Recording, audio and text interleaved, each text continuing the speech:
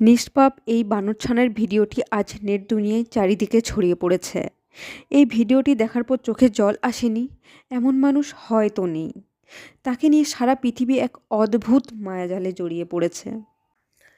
আমরা আসলে ওর মতোই, হ্যাঁ, আমরা আসলে ওই নিষ্পাপ বানরছানার মতোই। আমরা সবাই ভেতরে ভেতরে সেই কমলা রঙের নিরাপত্তাটুকুই খুঁজি।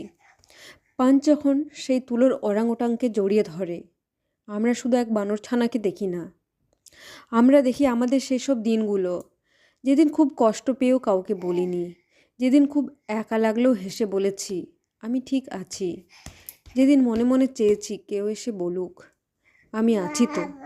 সমাজ আমাদের শক্ত হতে শেখায়, কাঁদতে মানা করে, দুর্বলতা লুকোতে বলে, কিন্তু হৃদয় তো নিয়ম মানে না।